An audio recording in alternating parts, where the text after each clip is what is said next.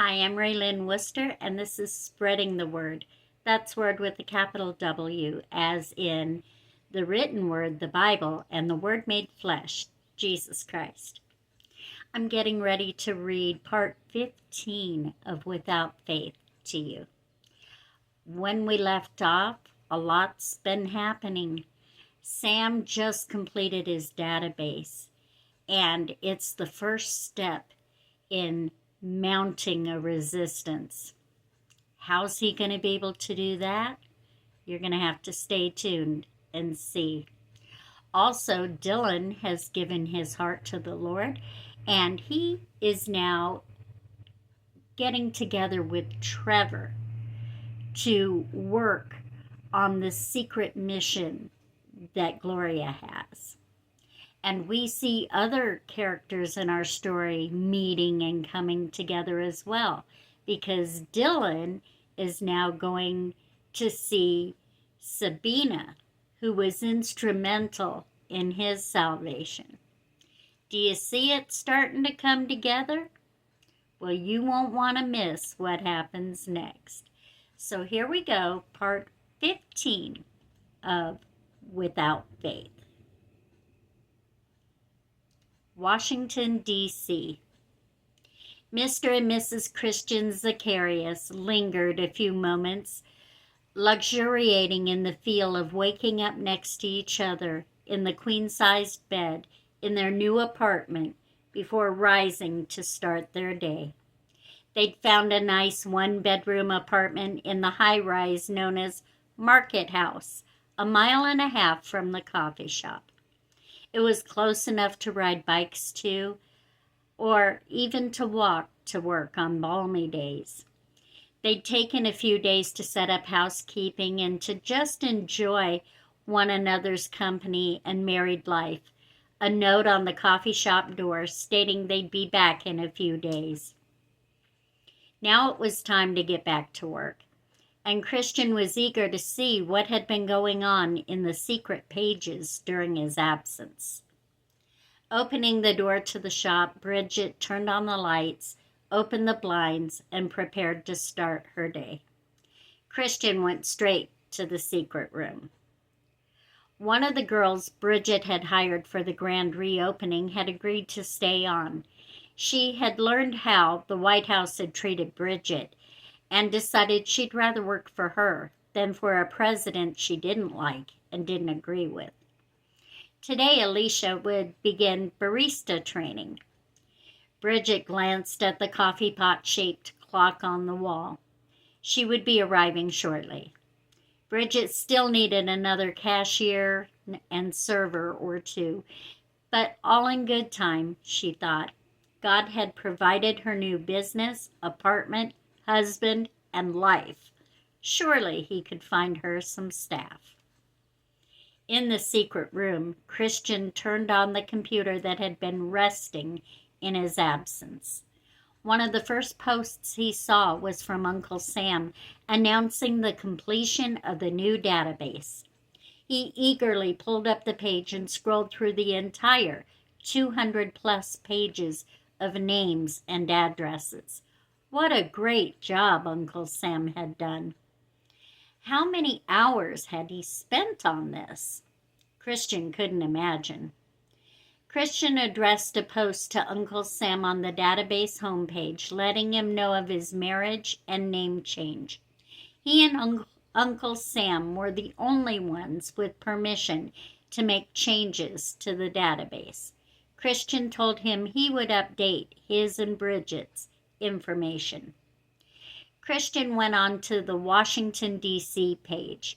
He deleted the entries for Bridget Hancock and Zachary Christensen. Then he added one that read, Christian and Bridget Zacharias, 1240 3rd Street Northeast, apartment E28, Washington, D.C., 20002. Hashtag Yakety Zach, comma, hashtag Page Rage 2032. There, he thought. Now we are official. Next, Christian scrolled through the Washington, D.C. page, as Uncle Sam had suggested, taking note of the addresses closest to the apartment and the coffee shop. He would drop a line to each, introducing himself. Maybe he should mention that his wife needed some coffee shop help, he thought. Yeah, that's a good idea.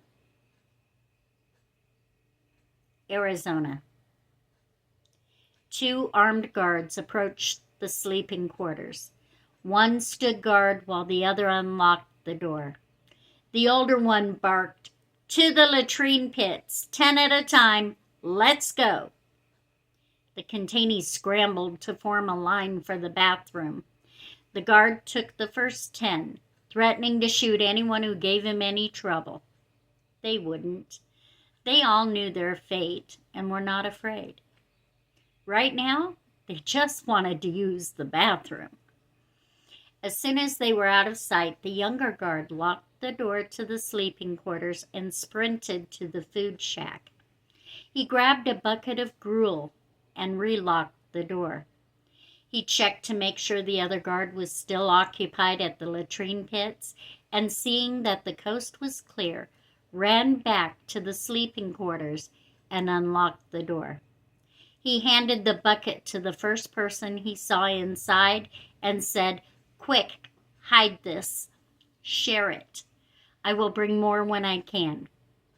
The woman to whom he'd handed the bucket said, "God bless you, son. What's your name?" The guard answered, "John Ravenhill, but folks call me Raven." Raven continued to stand guard, while the other guard continued to take containees to the pits, 10 at a time. It was an all-day process for each person to make their trip, but each was grateful to wait their turn. When all had gone and the sleeping quarters had been locked again, the woman with the bucket passed the gruel. Each scooped a small palmful into their mouth before passing it on. Miraculously, the gruel lasted until each had partaken. They decided as a group to set up the empty bucket in one corner of the room as a privy. Those nearest the bucket would stand backs to the bucket and use their bodies to provide a wall for their makeshift bathroom. Stomachs not full, but no longer empty, the containees engaged in corporate prayer. They thanked God for the makeshift bathroom, so they'd not have to soil themselves before the guards returned to let them out again, and for the food, and asked a special blessing upon the raven that he had sent to feed them. In the staff sleeping quarters, John Ravenhill lay with his eyes shut. The others assumed him to be sleeping. He was thinking about the events of the past few days. He had watched in stunned silence as all 4 of the guillotines jammed at the same time. He had known, even as it was happening, that it could not be a coincidence. Then he watched in shock as his very best friend fell on his knees and made a public confession of faith in Jesus Christ, virtually consigning himself to the same death by guillotine that he had subjected others to. He'd had no choice but to return the man who'd been spared to the crowd, and to place his friend in cuffs and take him to the holding cell. They had walked in silence to the cell, but after opening the door and putting his friend inside, he entered and closed the door behind him. "I can't believe you just did that," he said. He would never forget the look of peace on his friend's face as he replied, "I had to. I would do it again, no matter the cost." "I believe too," John had whispered to his friend, who grabbed his hand and said, "Praise God." As he turned to leave, his best friend implored John, "If you believe, help them. Help the other believers any way you can. Pretend it is me you are helping." John said he would. He thought he was just honoring his friend. He had no idea he'd been drafted into service by God Himself. Ohio. Dylan was waiting at the gate when Gloria's plane landed. She had put everything she would need for a week into 2 carry-ons, so she wouldn't have to check baggage, and they were able to skip the carousel and go straight to the car. Gloria had shared most of her news in their phone conversation. Dylan shared his on their way back to Fort Hays. Gloria was overjoyed to hear that Dylan had come to faith in Christ and marveled at the commission the Lord had given him the same day. Now they truly would be partners, working together for the common good. Partners in crime. It made Gloria think of Imelda. No, best not. She shook her head to dislodge the image. She knew no one would dare defy the Supreme General's order to keep her alive, but she knew Imelda would not be escaping Camp Bouse unscathed. What she may be going through didn't bear thinking about. She would think about the mission she and Dylan needed to accomplish instead. Gloria asked about the video storage on her phone.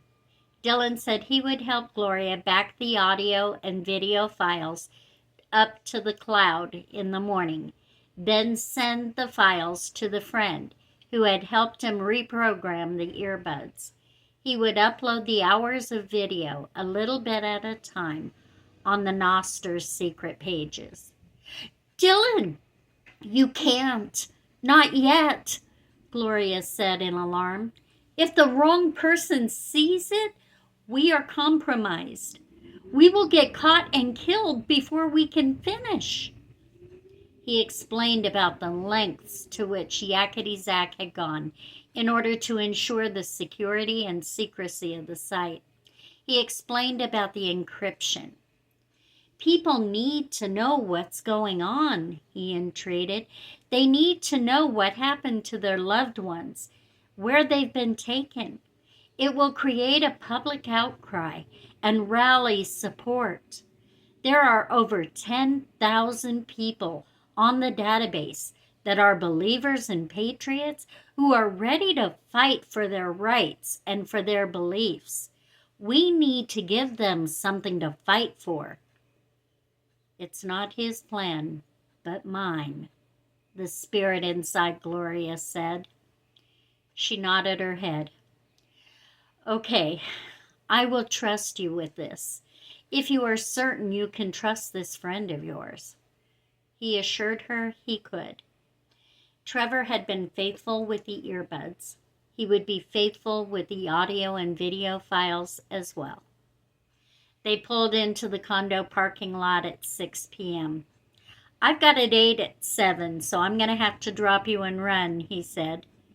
"A date?" she questioned. How had Dylan found time to meet someone and arrange a date? So Dylan told Gloria about the special young lady he had never met and how she had changed his life. Across the nation, Trevor was shaking. He remembered how his freedom card had been shut off and he couldn't buy milk for his kids just because he'd handed out bottles of water to some people picketing outside a closed church. What would happen to him if he got caught distributing this? This video file Dylan had sent him was enlightening, frightening, and damning. So that's what happened to everyone who was arrested. He hadn't bought that retreat in the mountains crap, but he never would have imagined this. It was criminal. And that's when Trevor knew he would do it. Whatever the risk, whatever the cost to himself personally, they couldn't get away with this.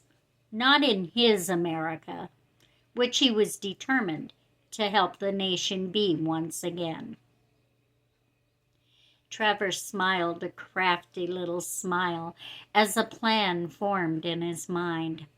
He would carefully re-watch the hours and hours of footage that he had just scanned through and make notes. He would pull out bits and pieces and rearrange them to tell a cohesive story. He'd start with the footage of the cattle cars, the shot of how the people were crammed into them when the armed militia opened the door, show them debarking, being numbered, led into the tall razor-wired fence. He would paint the viewer a picture of what their loved ones experienced, step by step, after they'd been arrested, to the best of his ability. Their imaginations would fill in the blanks. He knew he could do it, and he knew it would be compelling. Trevor was not just a techie, he was also a mixed media major. Janet thought about their evening with Dylan. Such a sweet young man. He'd shown up on their doorstep with flowers for Janet and a little cross necklace for Sabina. He said it had been among his mother's personal items when she'd passed away, and though he wasn't religious, he had kept it hidden away for sentimental reasons. Now he wanted Sabina to have it. They sat on the sofa while the roast finished cooking, and he told Sabina his story. He was traveling across the United States, stopping in different states for work. That's what he'd meant when he said he was stationed in Columbus, and that he'd be here a few more days. His current job was ending, and he had another one starting in Minnesota soon. Janet had commented on how exciting that must be, to which he'd answered, "I couldn't begin to tell you." When he got to the part about finding Sabina's story on the secret church page, tears welled up in Janet's eyes. Janet was reminded of the scripture that says, "All things work together for good to those who love God and are the called according to his purpose." He told of his salvation upon reading Sabina's story, and her daughter, who'd been listening raptly, hanging on every word, burst up off the sofa and gave Dylan a big hug. Over dinner, Sabina shared the story of her job offer and how her newly dedicated page came to be. Dylan said he would make it a point to check it often, to see how Sabina was getting along. He said he would use her page to converse with them so they could stay in touch. Then he told Janet about the database page and how important it was that she find their names on it and discover who else on the database lived near her and find a way to make contact with them. "This is the part I wanted you to hear, the reason I sent him here," the spirit within had said. She had pulled it up the moment Dylan left. There was actually someone she knew on it, she found. A few people. People she had gone to church with back when it was legal. People she'd forgotten all about. She would reconnect now.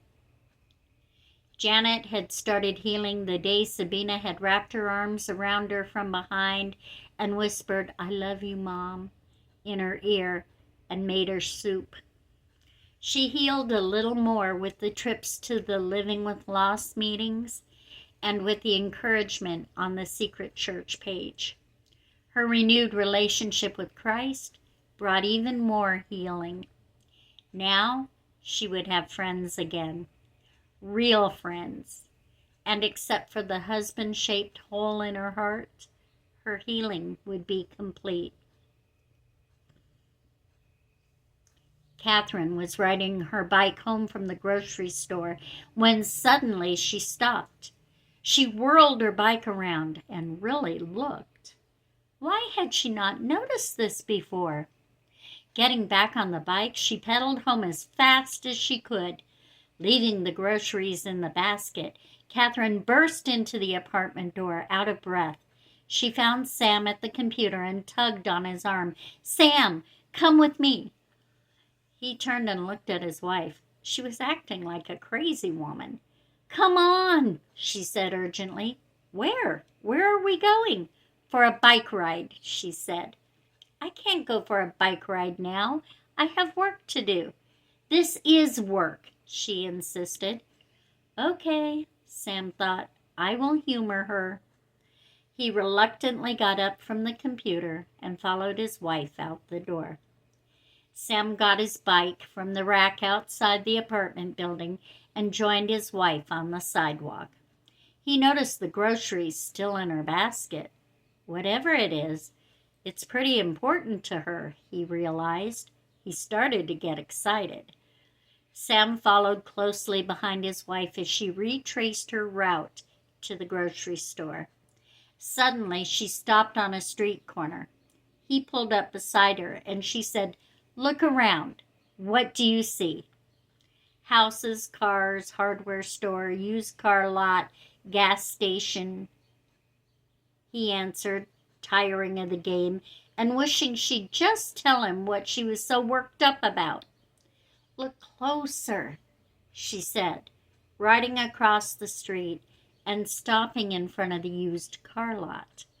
"What do you see?" "Cars," Sam said, eyes widening. "Yes, they only confiscated and crushed the private cars. The car lot is just padlocked with all the cars inside." "And what do cars need to run?" she continued the line of thinking. "Gas," Sam said, already on his bike, heading to the station on the opposite corner. They rode around the back side of the station, away from the view of the street. There was a tall padlocked fence put up all around the station. They walked over to it and peered through the fence. The pumps all looked intact. The hoses were all connected. "I bet they didn't even push the emergency shutoff button," Sam said in amazement. "How many car lots and gas stations do you think there are in Buckeye?" Katherine asked. "In Phoenix," Sam added. The capital city of over 1.7 million people was only 40 miles away.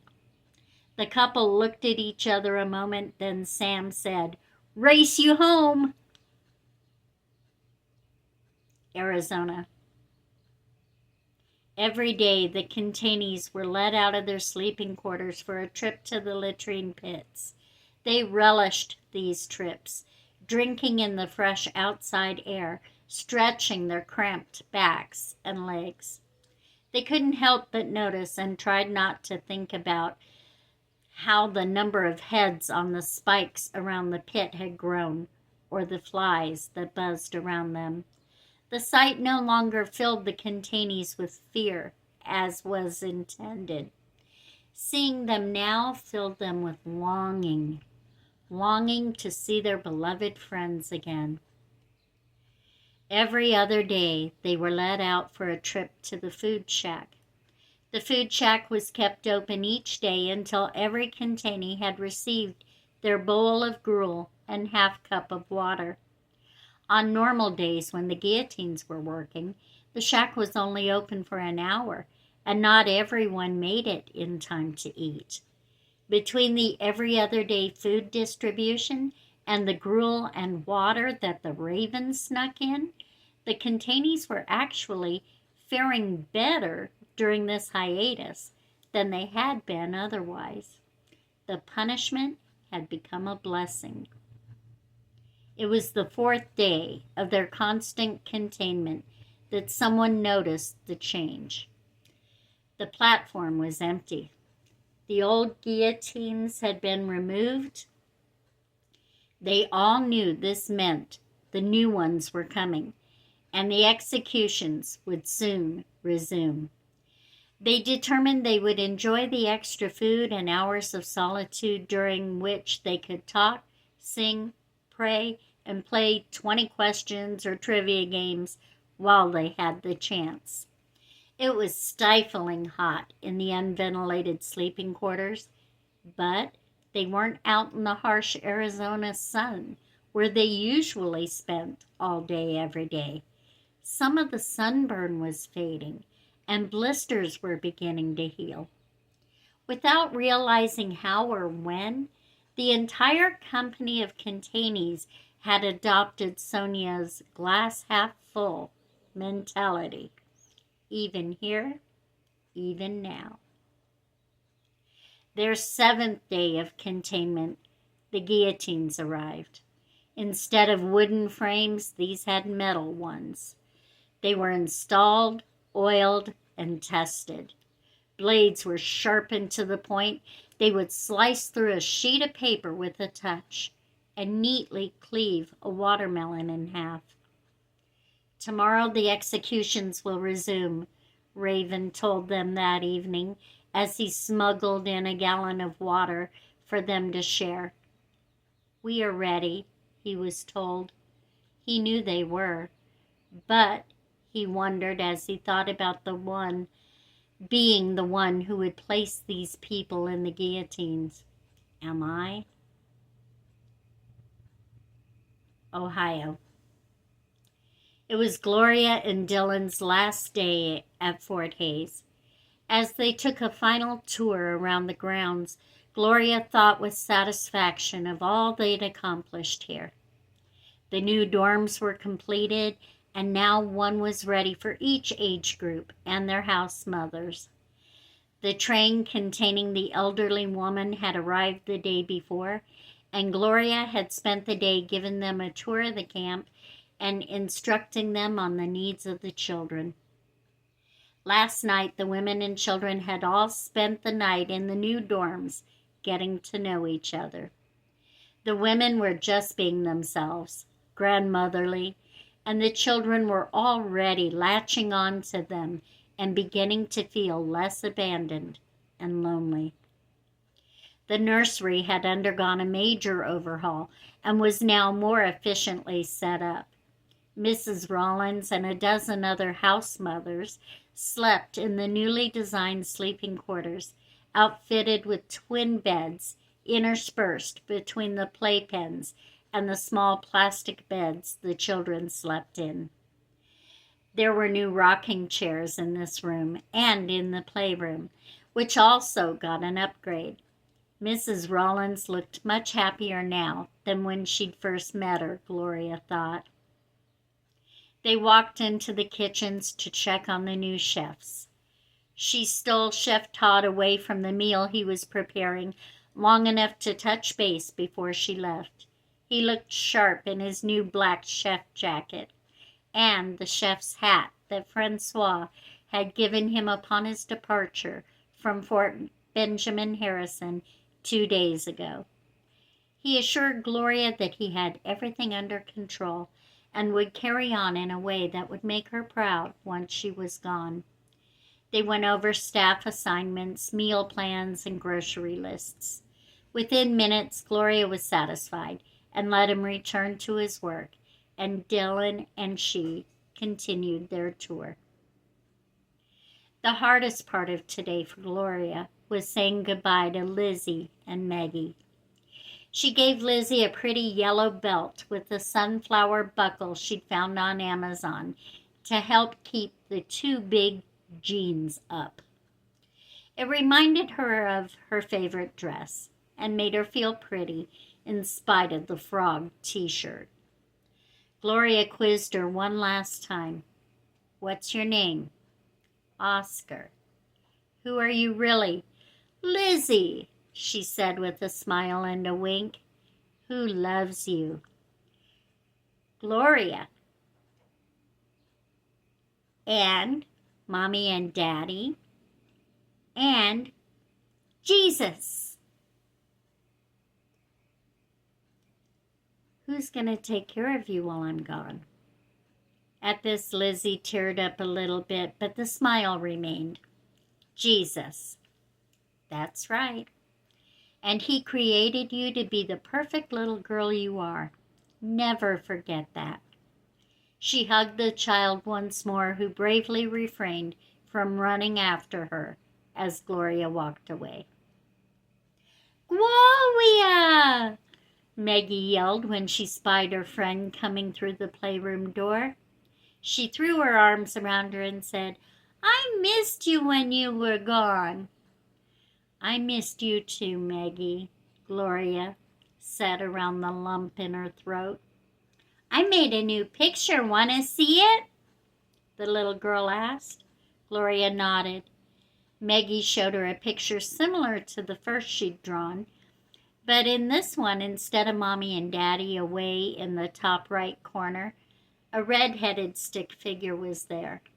Front and center was a little stick figure with brown hair, holding hands with a pudgy stick figure with gray hair. "Why am I in the corner, Maggie?" Gloria asked. "Mrs. Wallens told me you have to go away for a very long time, like Mommy and Daddy. But she will be my new friend now. She reads me stories and walks me in the big chair." "I'm so happy for you, Maggie," Gloria said. She kissed the little girl on the forehead, and Maggie squeezed her one last time before running off to climb into Mrs. Rollins' lap. Dylan had watched the scene play out and now encouraged Gloria. "She's in good hands," he said. "I know," Gloria replied. "Sometimes it's just hard to move so often." Gloria thought of all she wasn't able to do anything about at Fort Hays, primarily the curriculum the children were being taught, but she knew her expose would help. And with that in mind, she readied herself to leave in the morning for their next camp in Minnesota. Washington, D.C. Christian spent the whole 8 hours a day that his wife worked in the coffee shop in the secret room on the computer. So it was not surprising that he would be the first to notice that a video clip had been uploaded to the Patriot page. He pushed the play button and saw a long train of cattle cars. He watched as 2 militia guards opened the door. Christian's eyes grew wide and he covered his mouth as the scene showed people packed like sardines inside. Then he saw them being removed from the train and a number being written on their foreheads. These were the people who had been arrested, he suddenly realized. In the background, he could hear what sounded like a loud doorbell and a voice saying, "This is the Oklahoma FEMA processing plant. This is not a detention center. All persons will be processed and transferred to other facilities." "Oh my gosh, I know where all the missing Christians and patriots were taken." He watched the remaining few minutes of the clip that showed how these people were being treated. He saw the meager food distribution, the sliver of soap they received for hygiene, and the latrine pits in use, with a close-up on the toilet paper provided. He saw people being beaten by militia. Then the words, "Stay tuned, more to come," popped up on the screen, and the clip ended. Christian sat in stunned silence for a moment, trying to process what he'd just seen. He needed a moment to think about what he should do with this vital yet volatile information. He quickly designed and encrypted a new page and moved the clip to it. He entitled the page "Evidence." Part of the instructions sent out in the Bibles included directions for encrypting urgent messages. Urgent messages were to use red font, so they'd be quickly and easily seen by anyone scrolling the site. No one had ever crafted one before. There'd been no need. Christian crafted one now. "Brothers and sisters, patriots, it said. I know where those arrested have been taken. I have proof. It comes to us at great risk. It is imperative no one shares this or acts upon it until we have all the information and can formulate a plan, or our loved ones and we ourselves will pay the price. But we need your support. Watch the evidence. Prepare to act when called upon. We will take back our loved ones and our nation. God bless you, and God bless the United States of America. This was followed by the link to the evidence page. Christian copied the message and linked onto every one of the secret pages. Then he prepared a special package of Roman roast to have overnighted to Samuel Adamson in Buckeye, Arizona. The note inside requested Uncle Sam call the phone number on the coffee commercial again. It rang a burner phone in Yakety Zach's pocket. They needed to talk. Minnesota. Gloria and Dylan passed a sign that read, "Now entering Eden Prairie, Minnesota." Fort Savage was 12 miles southeast. They had left Columbus the previous morning. Their trip took them through Indianapolis, so they made 2 brief stops, one to hug Chef Francois at Fort Benjamin Harrison and take a basket of hastily prepared goodies for the trip, and the other to introduce Gloria to Trevor and allow him to explain what was being done with the evidence she had gathered at such great risk. Gloria immediately liked Trevor and trusted that he was being used by God in this mission as much as she and Dylan were. They took I-70 west, turning onto I-65 north, just inside the Indiana border. At the toll roads on either side of the Illinois border, Dylan watched in amazement as Gloria reached for her freedom card to pay the toll. The booth operators had both noticed her credentials around her neck and waved them on through. Every road they took in Illinois had been a toll road. They never had to pay the toll. Not once. They spent the night at the Mansion Hill Inn in Madison, Wisconsin, and had a nice breakfast before heading out again. Now it was 2 p.m. They had just taken the Minnesota 13 exit and would be in Savage, Minnesota in 15 minutes. Savage, Minnesota was a town of 35,000 that proudly displayed the Camp Savage historical marker. The old World War II intelligence camp that was used for the interrogation of prisoners had long been torn down, but the government was so enamored with its historical use and the name of the town that they created a new Camp Savage some 3 hours northeast at Island Lake, 23 miles north of Duluth. Because of the nature of the activity at this camp, only those involved in Project Roundup and the FEMA camp systems knew that Savage, Minnesota was a decoy. Anyone trying to find the camp would only find the marker and believe the camp didn't actually exist. Even Gloria was unaware that she and Dylan would not actually be staying in Savage, Minnesota. She had instructions to call the general when she arrived there. She pulled into the Super Dragon Chinese restaurant on Highway 13, had Dylan run in and get them an order of Kung Pao chicken to share, while she initiated a conference call with the general. "Greetings, Gloria," the general said. "Where are you calling from?" "Savage, Minnesota, General. I found the historical marker, but can't find reference to the camp anywhere." The general chuckled.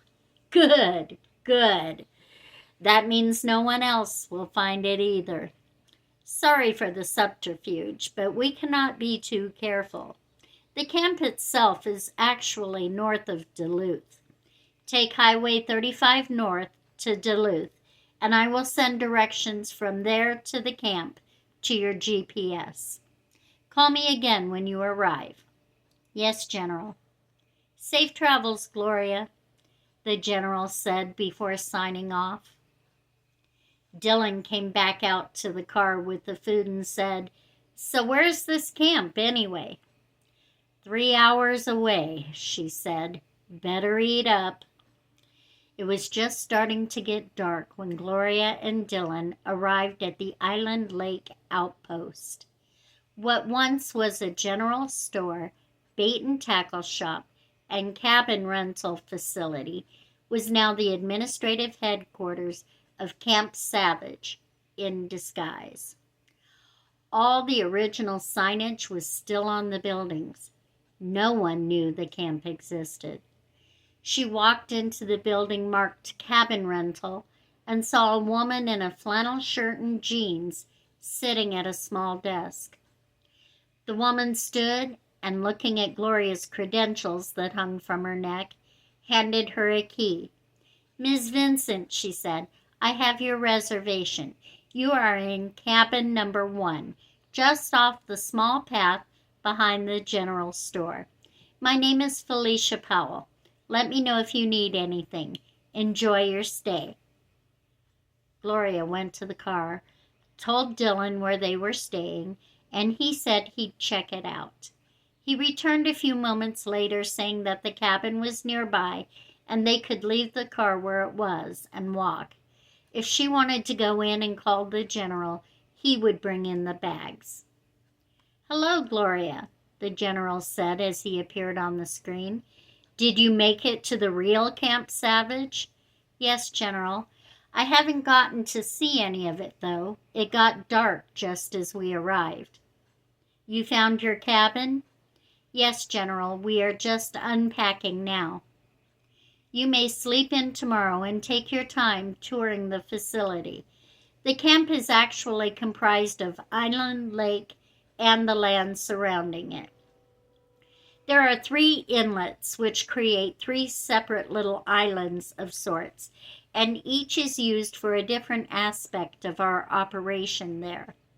These are accessed by boats that ferry containees and staff to the islands. You will want to ride out to each one tomorrow to get an overview of the camp before digging into the program there. Ms. Powell in the cabin rental office will be your contact and will assist you with anything you require." "Thank you, General." "Good night, Gloria," the general said and disconnected the call. Their cabin was a luxurious 2-bedroom chalet. Gloria took the master bedroom and bathroom, and Dylan was thrilled with the bedroom in the loft. They explored the chalet, finding it to be stocked with plenty of food and anything else they would need. The only thing it lacked was a TV, which Gloria rarely watched, and Dylan, being a typical 20-something, spent his spare time on his phone, so neither would miss it. Gloria went into the living room and lit a fire in the fireplace, casting a cozy glow around the room. Dylan emerged from the kitchen with marshmallows, chocolate bars, graham crackers, and fondue skewers. "Look what I found!" he exclaimed in delight. They ate s'mores and played checkers by firelight. If they didn't think about the real reason for their being there, the bear could have almost believed they were glamping.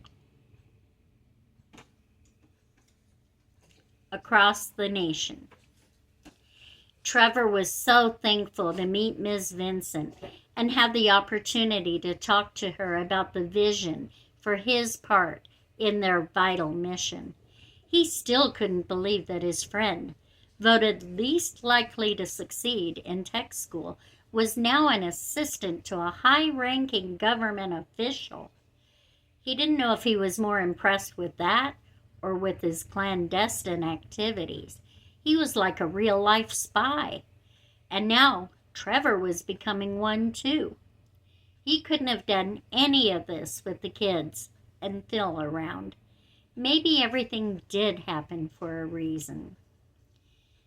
Ms. Vincent, at great personal risk, had collected and would continue to collect much damning evidence of government impropriety and criminal activity. It had to be brought to the attention of the people who could do something about it, without drawing the attention of those who would try to stop it, and her permanently. That's where Trevor and his special skills came in. That's why he was the man for the job. As he shared his plan with her, Ms. Vincent understood why it had to be done this way and had given her seal of approval. He would not just upload the video file in its entirety. Most of it, he had told Ms. Vincent, would be kept for evidence when these war criminals were brought to trial. For now, he would only present that which would give the underground the tools and motivation they needed to mount a resistance. It was a solid plan, the three of them agreed. Enough reverie, Trevor thought. Time to work. Time is of the essence now. Trevor brought up the video file again and, scrolling through the footage, began to compose the second clip. Janet was having a lovely time visiting with Eloise Johnson and Virginia Booth, friends from the women's group she belonged to years ago at Bethel Bible Church.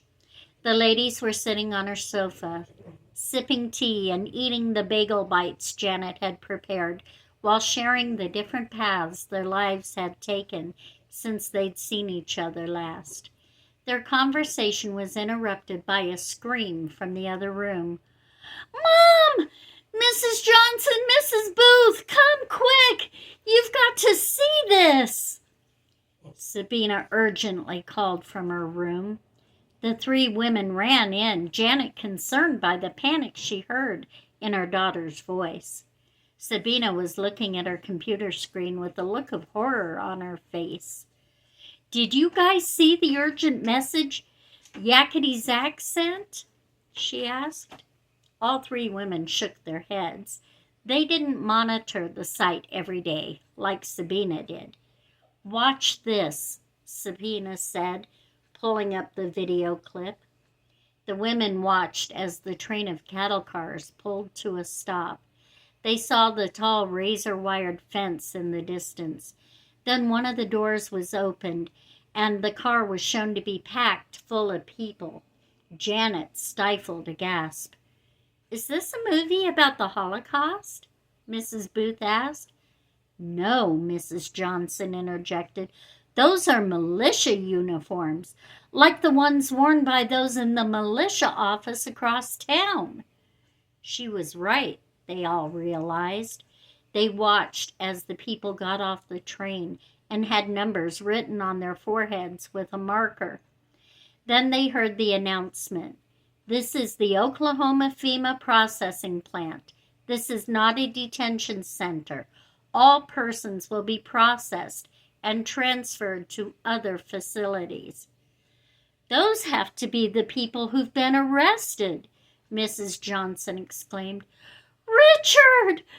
Janet cried, reaching toward the screen as if she could snatch her husband away from the horror of the cattle car and the fence beyond. Mrs. Booth looked confused. "But the president said they were all at a retreat in the mountains." "Some retreat," Janet said angrily. "My poor, sweet husband." They continued to watch evidence of how those who had been arrested were being treated. Sabina sobbed. If her dad was there, it was all her fault. "We have to do something. We have to tell everyone. We need to go to the militia office and demand an explanation," Janet said frantically. "No," Sabina yelled, getting all three women's attention. She read the urgent message from Yakety Zak to them. They are doing something. We could mess things up. Now we know where they've been taken. We have to learn where they went from there. Janet angrily wiped away a tear and nodded. You're right. As hard as it is, we have to wait until we have more information. I will monitor the site day and night if I have to, Mom. I promise. Sabina's eyes pleaded for an opportunity to try to make things right. You will do more than that, Janet said with resolve. You will respond on the Patriot page and tell them that you and I will do anything we are called upon to do to help. It doesn't matter where, when, or how. Count me and my husband in, Mrs. Booth said. Us too, Mrs. Johnson added. Sabina gave a sigh of relief. They finally knew what happened to her dad, and they were going to help rescue him. Janet's friends left to go talk to their husbands, and Sabina was busily typing on the computer. Janet shut herself in her room and prayed, Keep Richard safe, Lord, and tell him we're coming. They needed to test their idea to make sure it would work before sharing it with anyone else, Sam had told Katherine. He had instructed her to ride her bike by the car lot and gas station, and without being obvious about it, take a picture of the chains and locks on both properties. Then she needed to go to the hardware store and buy a bolt cutter and 2 more locks and chains, as close to the ones on the fences as she could find. If anyone questions her about her purchases, he said, tell them you own a self-storage facility and have to open a couple of units that are in arrears for an auction and will need to replace the locks with your own. Katherine had been excited to have a mission, something she could do to help. The teenager at the register had been too distracted by whatever he was listening to on his phone to even notice what she had purchased, much less question it. So far, so good, she thought. She returned home and showed her purchases to Sam. Tonight, Sam said, we go to bed at 6 p.m. We set our alarm for 2 in the morning. That's when the bars close. By the time we're ready to leave, the street should be empty. We ride our bikes to the used car lot, and while you keep watch, I cut the lock and hotwire a vehicle. You know how to do that? She asked, surprised. Let's just say I have a past and leave it at that. It should be a pickup, Katherine suggested, so we can throw our bikes in the back. Good idea, Sam agreed. We toss the old lock and chain in the back with my bike, and as I drive the vehicle out, you relock the gate with the new lock and chain. Then you drive over to the gas station, go around back from the street, and use the bolt cutters to cut the lock while I ride my bike back over, Katherine said. If all goes to plan, I will be able to use the Freedom Card and gas up the truck. Then we relock that gate, toss your bike in, and drive to the parking garage, Sam finished. Sam had found a parking garage in Goodyear, 16 miles away, and had ridden his bike there yesterday to see how long the trip would take and what the status of the garage was. It was empty, of course, with no one owning vehicles anymore. There was an empty guard shack and an electronic arm blocking entrance. Sam Googled how to bypass an electronic gate, and he had the arm up and back down in minutes. It was a surprisingly simple procedure. The trip had taken him 1 hour and 10 minutes one way. They would plan for 2 hours, just in case. Can't our Freedom Card be tracked when we use it at the gas station? Katherine asked. Yes, but they can't be constantly monitoring everyone's cards. So unless something alerts them to check, I think we will be okay. Anyway, it's a risk we need to take. Plan in place, the couple tried to keep themselves occupied until bedtime at 6 o'clock. Sam hoped this plan would work and they wouldn't get caught. It just had to.